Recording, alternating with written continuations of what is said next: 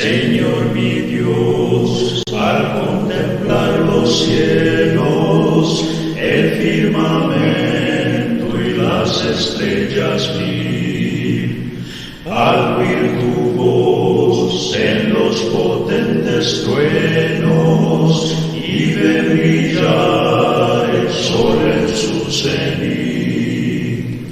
Mi corazón entona esta canción: cuán grande es Dios, cuán grande es Él. Mi corazón entona esta canción: cuán grande es Él, cuán grande y fiel. Al recorrer los montes y los valles y ver las bellas flores al pasar, al escuchar el canto de las aves y el murmurar del claro manantial, mi corazón entona esta canción: cuán grande es Dios, cuán grande es Él. Mi corazón entona esta canción: cuán grande es Él, cuán grande y fiel. Muy buenas noches a todos. Dios les bendiga, mis amados hermanos. ¿Sí me pueden escuchar? Sí, perfecto. Muy bien. Creo que subí ahí las diapositivas para poder compartir con ustedes el pensamiento que el Señor me ha dado este día. Quiero darle las gracias por la invitación. Es un placer conocerles a cada uno de ustedes. La verdad, me muero de ansias para poderlos conocer en persona y poder regocijarnos en el Señor. Ya llegará ese tiempo cuando el Señor lo decida. Mientras tanto, vamos a aprovechar la bendición que tenemos de este medio de poder conectarnos a través de el Internet. Perdón, hermano Edgar, debe compartir pantalla para que aparezcan las diapositivas, por favor. Ah, sí, es cierto. Aquí está. Ok, perfecto, ahora sí le vemos, gracias. Ahora sí le ven, ¿verdad? Ok, déjeme regreso aquí. Me gustaría que siguiéramos en contacto y quiero mencionar esta información antes de presentar la lección para no echar a perder la lección al final. Aquí está el correo electrónico por si tienen algunas dudas, preguntas, comentarios. Ahí estamos a la orden. Tenemos un sitio en la internet donde tenemos más de 80 predicaciones en audio. Estamos también subiendo lecciones en el Facebook. Actualmente estamos grabando devocionales diarios durante esta cuarentena. Ya vamos por el video número 41. El día de mañana será el video 42 y vamos a predicar la palabra desde el edificio. Vamos a grabar para toda la hermandad. Y también estamos en el YouTube. Me encantaría que me ayudaran a promover este sitio. Tenemos más de 70 predicaciones y clases en video de las que compartimos aquí en la casa de la congregación de Salon Road. Y ahí está para que me escriban si no me tienen en el Facebook. También me gustaría ser amigo de ustedes. Nada más no me vayan a meter a grupos y no me vayan a pedir cadenas y todo eso porque no tengo tiempo para eso, pero sí lo haría con gusto si tuviera el tiempo. Pero en esta ocasión vamos a hablar acerca del carácter de Jesús en medio de la angustia. Y es que los tiempos que estamos viviendo hoy, cuando nosotros estamos siendo amenazados por esta pandemia, cuando nuestra salud es amenazada, cuando la vida misma es amenazada, cuando se nos saca de la zona de confort en la que hemos estado por años, cuando se interrumpen todas las actividades y cuando se nos interrumpe el ritmo de vida, pues esto tiene efectos secundarios en lo emocional. El sentir es terrible, en lo físico muchas veces también, porque lo emocional repercute en la parte física. Y luego en lo espiritual también, porque pues no podemos ir al edificio de la iglesia, no podemos ya ahorita experimentar. Ya vamos cerca de 2 meses donde no podemos experimentar el adorar juntos, el estar saludándonos, abrazándonos, dándonos ese beso de ósculo santo. Y qué mejor para aliviar esta agonía, esta mortificación por la que estamos pasando, que poder citar el ejemplo de nuestro Señor Jesucristo. Y es que Jesucristo siempre es y será nuestro modelo perfecto a seguir. Él es el que marca la pauta, Él es el punto de referencia de todo discípulo y de todo cristiano. Y estoy hablando, por la gracia de Dios, tengo el honor de hablarle a la iglesia de Cristo sobre la tierra, comprada con la sangre del Señor. El carácter de Jesús en medio de la angustia. Y dice la Escritura, allá precisamente en Mateo, en el capítulo número 26, que es el pasaje que me asignaron, y el versículo número 36 hasta el 46. Es un párrafo largo, son 10 versículos, pero créame que son más largas las películas que usted ve. Dice la palabra del Señor de la siguiente manera. Mateo capítulo 26. Y vamos a leer a partir del versículo 36 hasta el versículo 46. Dice la palabra del Señor de la siguiente forma. Entonces llegó Jesús con ellos a un lugar que se llamaba Getsemaní y dijo a sus discípulos: sentaos aquí entre tanto que voy allí y oro. Y tomando a Pedro y a los 2 hijos de Zebedeo, comenzó a entristecerse y a angustiarse en gran manera. Entonces Jesús les dijo: mi alma está muy triste hasta la muerte. Quedaos aquí y velad conmigo.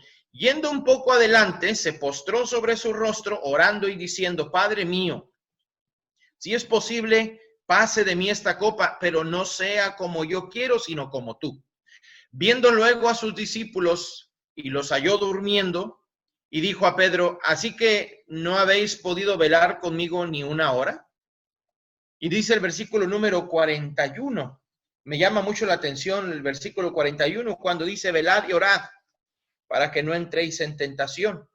El espíritu a la verdad está dispuesto, pero la carne es débil.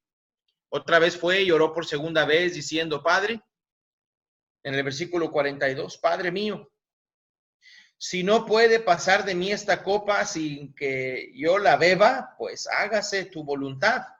Y dice el verso 43, vino otra vez, los halló durmiendo porque los ojos de ellos estaban cargados de sueño. Y dejándolos, se fue de nuevo y oró por tercera vez diciendo las mismas palabras. Entonces vino a sus discípulos y les dijo: dormid ya y descansad. He aquí, ha llegado la hora y el Hijo del Hombre es entregado en manos de pecadores. Levantaos, vamos, ved, se acerca el que me entrega.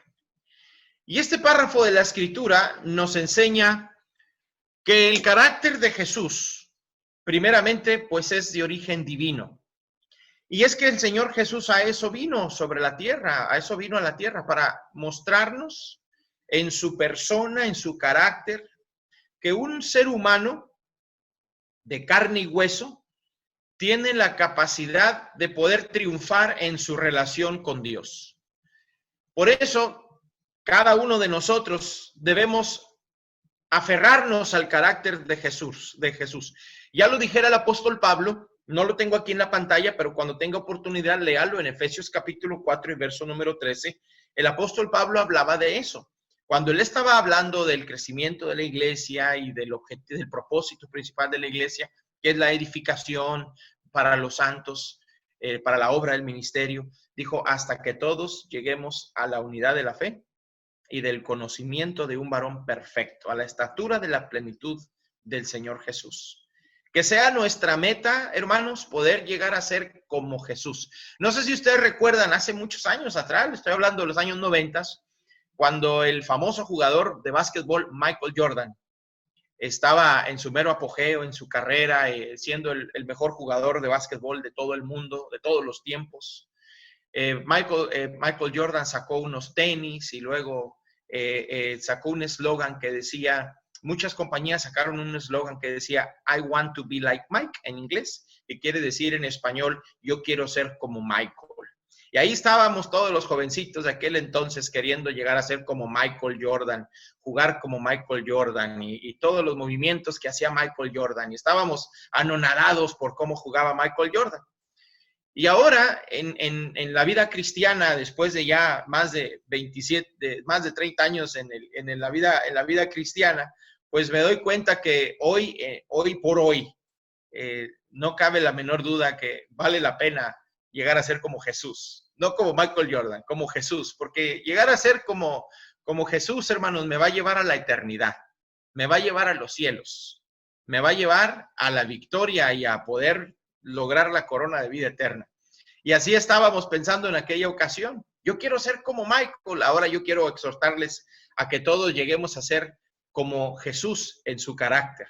Y el carácter de Jesús es divino. Quisiera hablarles un poco primeramente acerca de la personalidad de Jesús. Ustedes y yo sabemos y recordamos que la personalidad de Jesús pues tenía varias características, varios aspectos.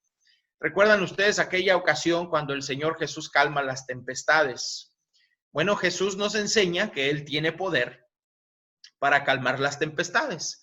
No sé si se acuerdan allá en el Evangelio de Mateo, todos los evangelios, Mateo anteriormente lo menciona, Marcos también lo menciona en los primeros capítulos, acerca de la serenidad del Señor Jesús. No obstante, Mateo 8:23, cuando dice, y entrando Él en la barca, sus discípulos, dice la Escritura, le siguieron, y he aquí que se levantó en el mar una tempestad tan grande que las olas cubrían la barca, pero Él dormía. Fíjense qué interesante, su personalidad llena de serenidad, Él dormía, al grado de que Él dormía. Vinieron los discípulos y le despertaron diciendo, Señor, sálvanos que perecemos. Yo no me imagino que llegaron y le dijeron, Señor, sálvanos que perecemos. Yo me los imagino gritando, desesperados, asustados, Señor, sálvanos que perecemos. Y Él les dijo, ¿por qué teméis, hombres de poca fe? Y hay que entender, Jesús es el maestro, ellos son los alumnos, los aprendices, ellos necesitaban aprender una lección de fe y Jesús tenía como propósito divino la expectativa de que ellos lograran esa fe. Y es que también Jesús vino a este mundo a crear fe en los hombres. Y dice la Escritura, ¿por qué teméis, hombres de poca fe? Y es que a Dios le desagrada que vivamos en temor y que vivamos en duda. Él espera que nosotros estemos convencidos, seguros de lo que Él significa para nosotros y que podamos llegar a lograr esa fe que sobrepasa los límites del mismo ser humano. Esa fe que llega hasta la cúspide, hasta el tope, donde podamos nosotros, al entrar en los terrenos de la fe, poder disfrutar las bendiciones y las riquezas espirituales del cristiano, de nuestro Dios para el cristiano. Y luego, el Señor Jesús en su personalidad no solamente reflejaba serenidad, sino también reflejaba paz. ¿Recuerdan ustedes Juan capítulo 14, verso 27, cuando decía, la paz os dejo, mi paz os doy, no como el mundo la da? Dice, yo no os la doy como el mundo la da. No se turbe vuestro corazón, ni tenga miedo. Una exhortación maravillosa. Es un llamado divino maravilloso a la paz. Al no turbarse en el corazón y al no tener miedo. Y es que el Señor Jesús está trabajando en la vida de sus discípulos. En ese momento, cuando está Él allí con ellos diciéndoles estas cosas, Él está trabajando en la vida espiritual de sus discípulos. Y hoy quiere trabajar en la vida de todos nosotros. Y Él quiere que logremos paz. La palabra paz en el idioma original griego quiere decir la relación de armonía, entre Dios y el hombre. Entonces, ¿quién no quiere a estas alturas, hermanos, lograr una relación de armonía entre nosotros con nuestro Dios? Y luego también parte de la personalidad de Jesús es la humildad y es la mansedumbre. Pablo describía en Filipenses, en el capítulo 2, del versículo 5 en adelante, acerca de cómo él deja la gloria para venir a este mundo y hacerse hombre humilde, negándose a sí mismo, haciéndose siervo, haciéndose obediente. Y luego él, con todo el peso de la verdad y con todo ese respaldo que lo avalaba en su persona, a los discípulos en Mateo 11:28, que son palabras bien hermosas, cuando él hace el llamado de venir a mí todos los que estáis trabajados y cargados, yo os haré descansar. Y habla, aprender de mí, que soy manso y humilde de corazón. Y es que la mansedumbre y la humildad, aparte de ser aspectos que son, que forman la estructura del fruto del Espíritu, son aspectos de Jesús, son parte de la personalidad y el carácter de Jesús. Se aprenden.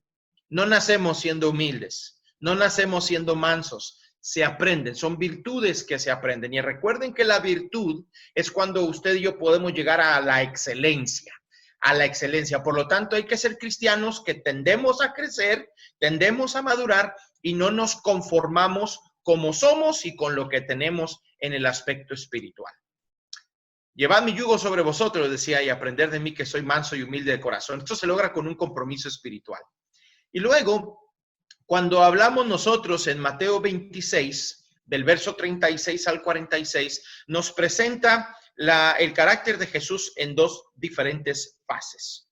La parte humana de Jesús. La parte humana de Jesús, cuando siente angustia, usted puede ver detrás de los renglones, entre renglones y detrás de las palabras escritas en este libro, cómo la angustia de Jesús se hace patente, se hace manifiesta. Y no solamente eso, siente tristeza. Mi alma está triste hasta la muerte, decía el Señor. Sentimientos totalmente normales, naturales para un ser humano. ¿Sintió miedo? Por supuesto que sí, era carne y hueso como nosotros. Dios hecho hombre, pero era hombre en ese momento. ¿Sintió temor? Por supuesto que sí. Y cómo no, dice otros evangelios, si no me equivoco, es Lucas el que habla y dice que su sudor era como gotas de sangre. Imagínense ustedes el sentirse estremecido por tan solo pensar e imaginar que le espera la cruz. El Señor sabe que le espera la muerte. Y es que el Señor vino a morir por nosotros para perdonar nuestros pecados. Recuerdo que, y por cierto, estaba leyendo el otro día un artículo muy interesante. Un doctor llamado Maxwell Maltz cuenta de un hombre que fue severamente quemado intentando rescatar a sus padres de un fuerte incendio. No tuvo éxito, sus padres murieron. Y él en el intento su cara quedó totalmente desfigurada. Cayó en depresión, no quiso que nadie lo viera, no quería que ni su propia esposa lo viera. Y la esposa, en el afán de querer ayudarle, fue a buscar a este doctor. Y este doctor, un doctor cirujano especialista en cirugía plástica, fue para que le ayudara y la orientara a ver si puede ayudar a su esposo. Y él le dijo, bueno, yo creo que puedo restaurar la cara de su esposo.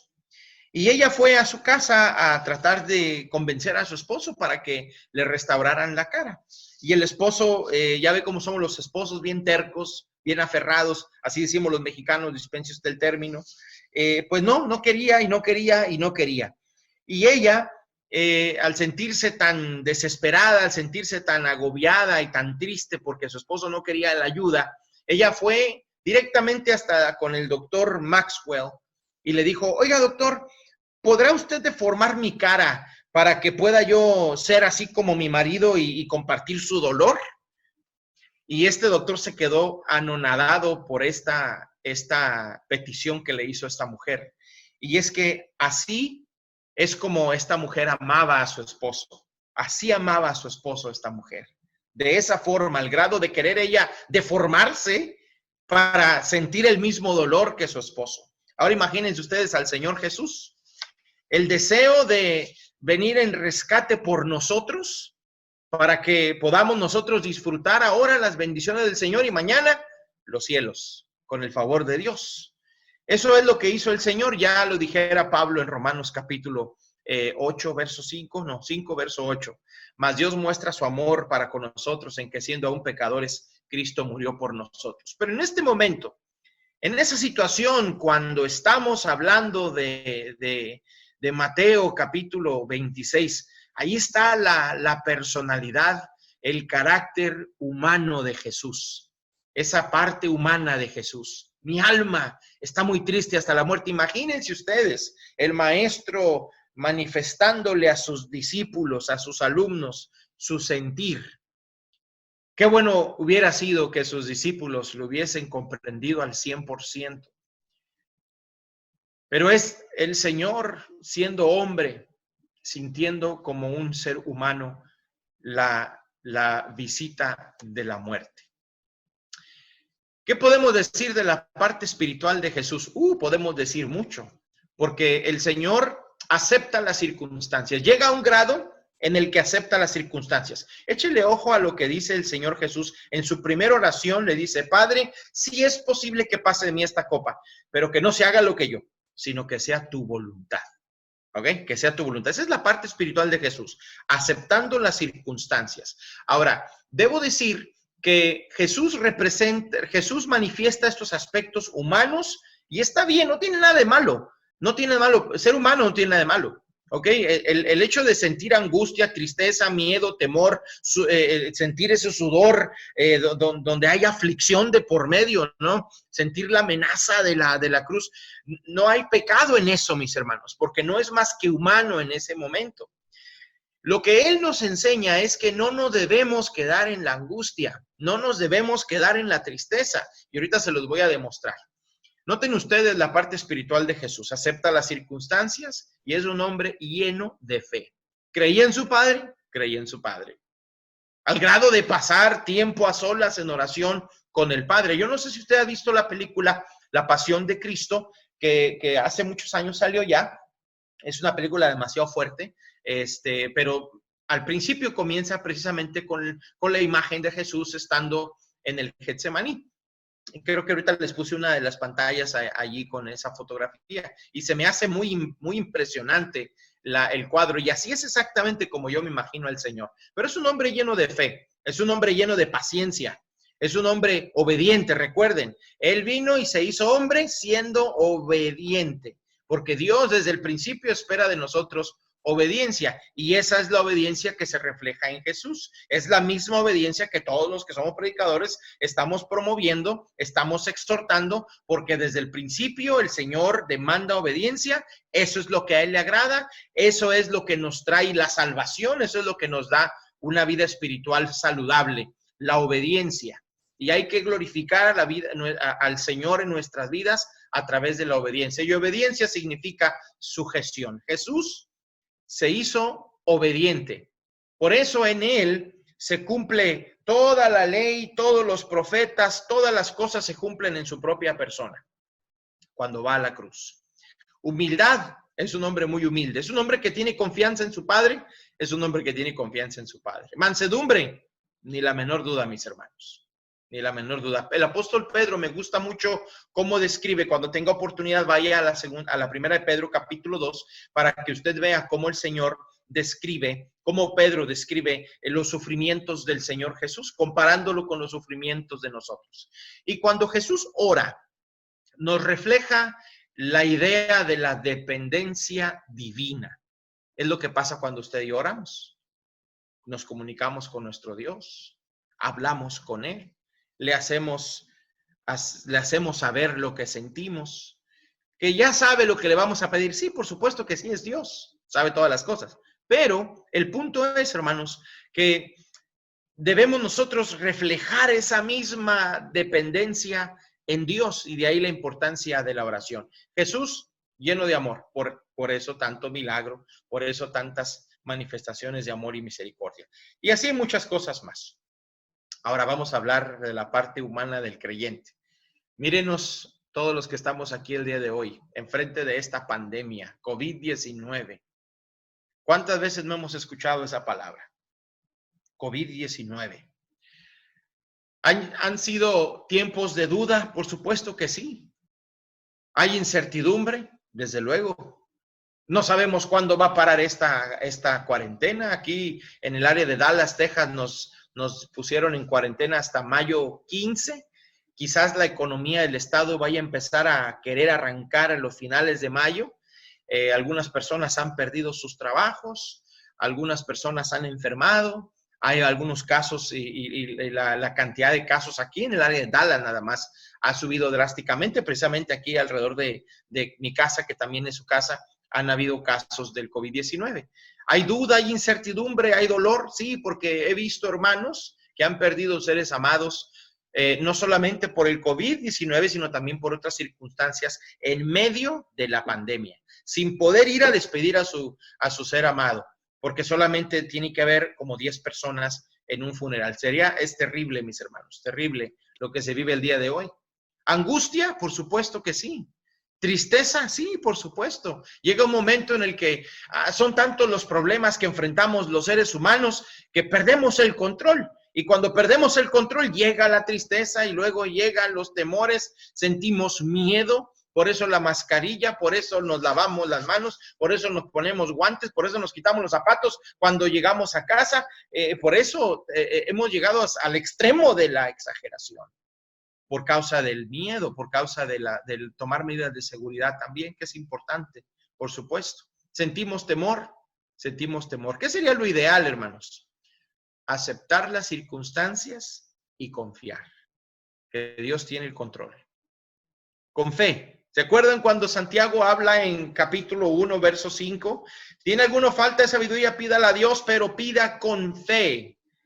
Pida con fe. Acuérdese Romanos capítulo 10, verso 17. La fe viene por el oír y el oír por la palabra de Dios. Pablo a los colosenses les habla al inicio de la epístola de Colosenses en el capítulo 1, verso 5, a causa de la esperanza que está guardada en vosotros, la cual habéis oído por la palabra la palabra verdadera, el evangelio que llega a vosotros y luego tiene fruto y crece en vosotros también.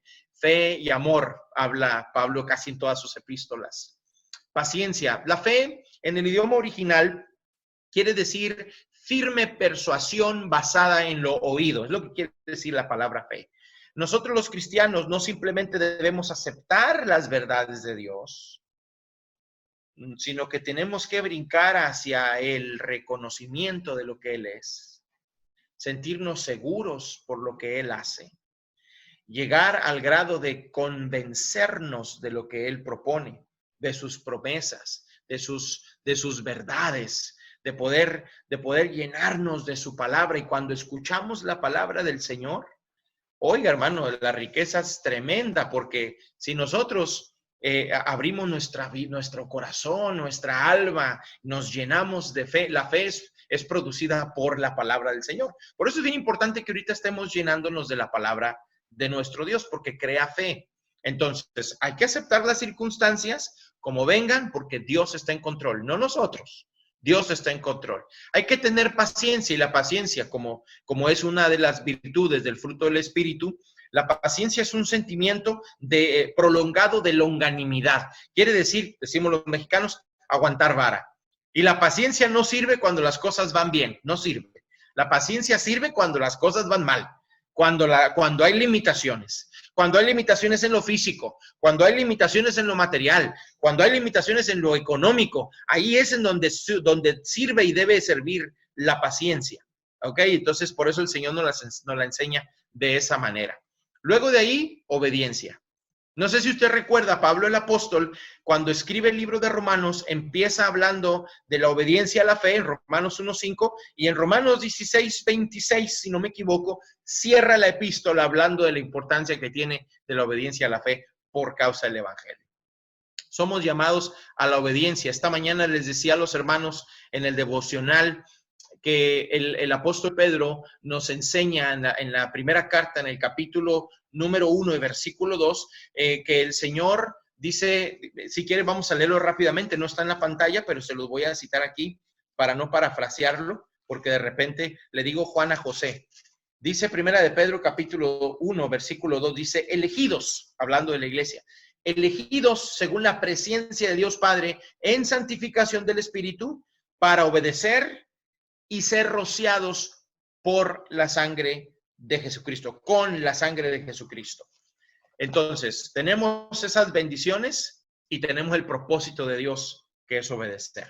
Y luego humildad. Humildad es no despegar mucho la cabeza de la tierra. Confianza.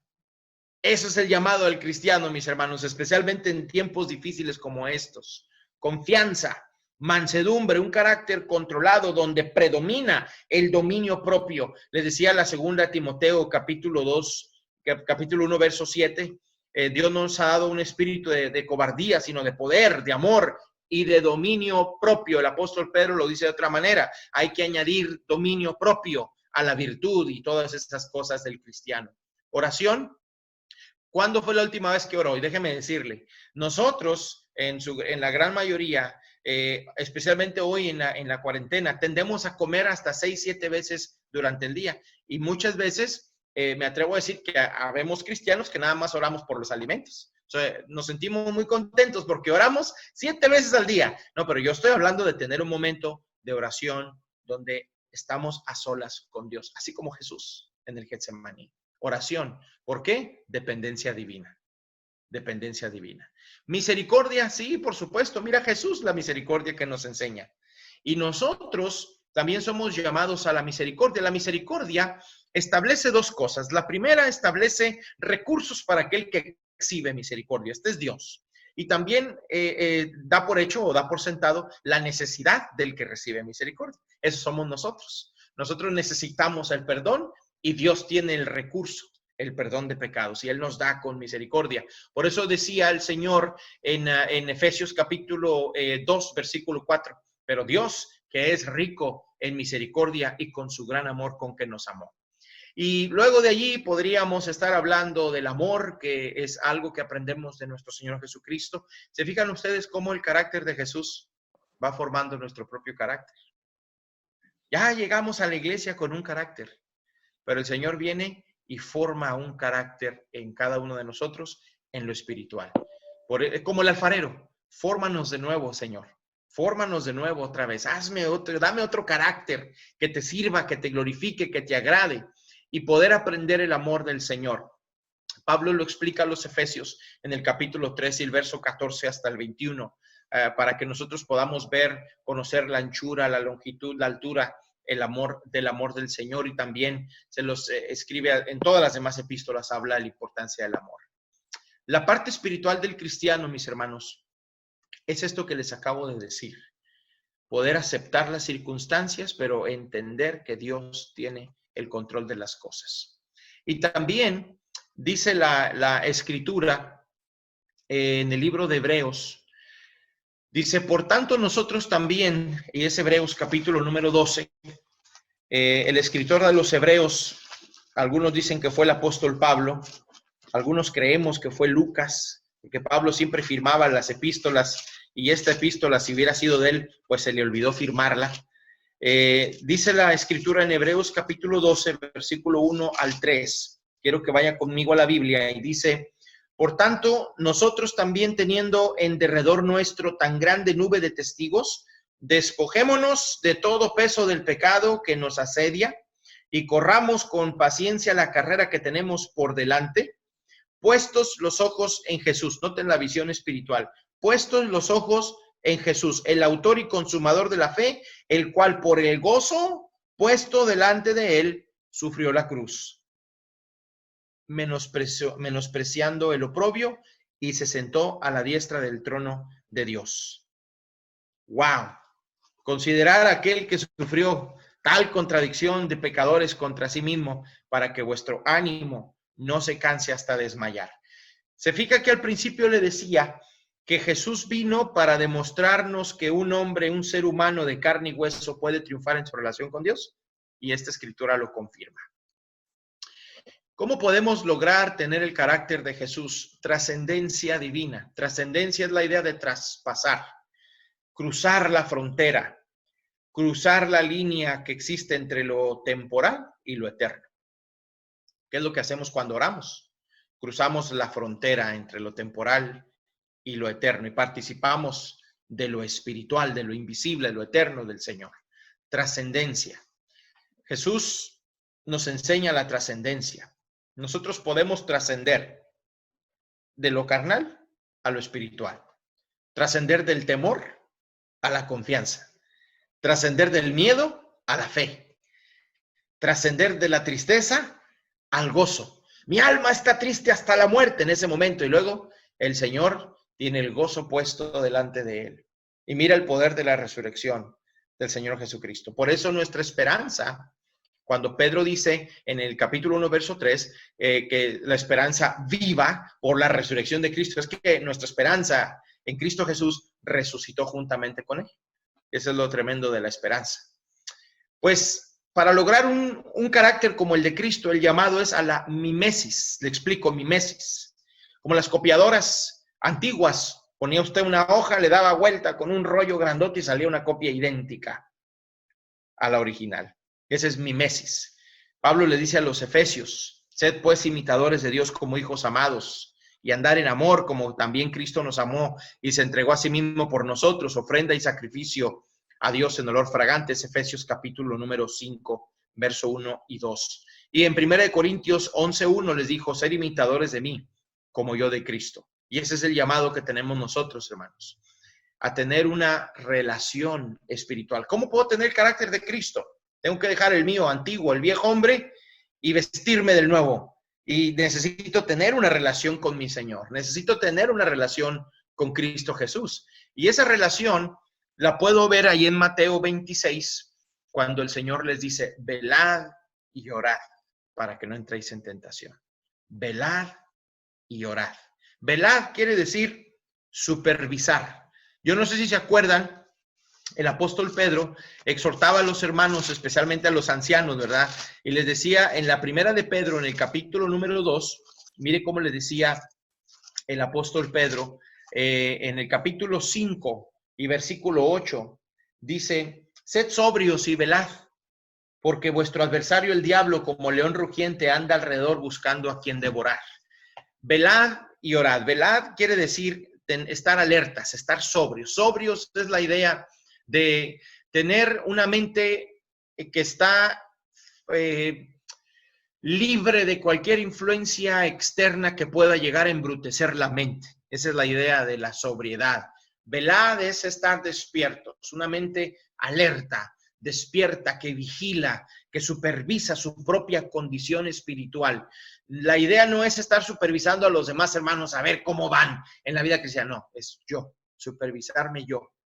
Porque esto es para mí, esta lección es para mí. Yo tengo que entrar en un autoexamen, en una reflexión personal para poder crecer en lo espiritual. Y ese es el carácter de Jesús enfrente de la angustia. Él lo demostró antes de ir a la cruz. Ahora nos toca a nosotros demostrar nuestro carácter como discípulos verdaderos, como verdaderos cristianos, como verdaderos hijos de Dios. Ya tenemos los recursos, ya tenemos las herramientas, tenemos el amor de Dios, tenemos la fe, tenemos la paciencia, tenemos la esperanza, tenemos la victoria en nuestras manos. El apóstol Juan les decía en la primera carta de Juan, el capítulo 5, versículos del 1 al 5, ¿qué es lo que vence al mundo? La fe. La fe, hermanos, es la que vence al mundo. Entonces, yo quiero llegar a tener el carácter de Jesús para poder enfrentar cualquier angustia. Y el Señor, hermanos, me permite poder acercarme a Él. Y Él no solamente es mi paño de lágrimas, no. Él me abraza mi vida, me llena con su calor, me da de su amor, tiene misericordia, me da el consuelo que yo necesito y siempre está ahí para darme las palabras que necesito escuchar y necesito saber, y en este caso necesito leer. para darme cuenta de lo que Dios piensa de mí, de cómo Dios me ama. Y el Señor no quiere vernos en angustia todo el tiempo, ¿no? El Señor, Él quiere convertir nuestra angustia en gozo. Por eso Santiago, con mucha razón, les dijo a los hermanos, llénense de gozo. En Santiago 1:2, llénense de gozo cuando estéis en diversas pruebas. Hay que tomar en cuenta una cosa, y con esto termino, hermanos. Dios no tienta a nadie ni puede ser tentado por el mal. El que tienta es el diablo. Las tentaciones están ahí en el mundo. Dios prueba, pero Él prueba nuestra fe. Como lo dice en 1 de Pedro 1:7. Él prueba nuestra fe, comparada con el oro. Que aunque el oro perecedero, ¿no?, se prueba con fuego, así la fe sea probada para que se llegue a ser en alabanza, gloria y honra cuando el Señor venga. Y aquí estamos usted y yo en esta noche.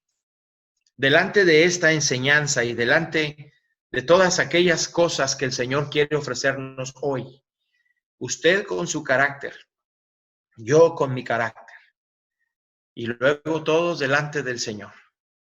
Y el Señor nos hace un llamado a la mimesis. Y el primer paso es trascender.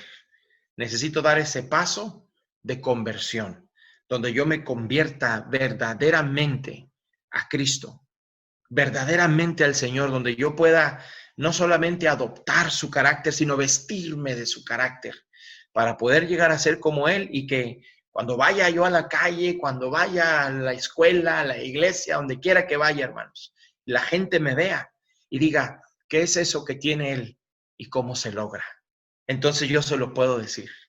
Es que el Señor Jesús me ha enseñado de su carácter. Y recuerden, se aprende.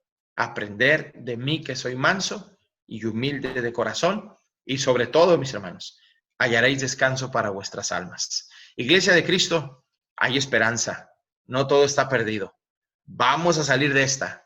Vamos a salir adelante. Pero la tarea que tenemos desde ya hay que lograr el carácter de Jesús. Dios les bendiga, mis amados hermanos. Gracias por su atención. Damos gracias a Dios, ¿verdad? Primeramente por la palabra expuesta en esta noche. La reflexión llega a nuestro corazón, ¿verdad? Para poder entender cuál es nuestra relación con la mente, cómo está siendo forjado nuestro carácter. Gracias, hermano Edgar, por su presentación. Gracias también por los esfuerzos que usted hace en predicar la palabra allá en el área de Dallas. Jesús es mi Rey soberano, mi gozo es cantar su loor. Es Rey y me ve cual hermano, es Rey y me imparte su amor. Dejando su trono de gloria, me vino a sacar de la escoria. Y yo soy feliz,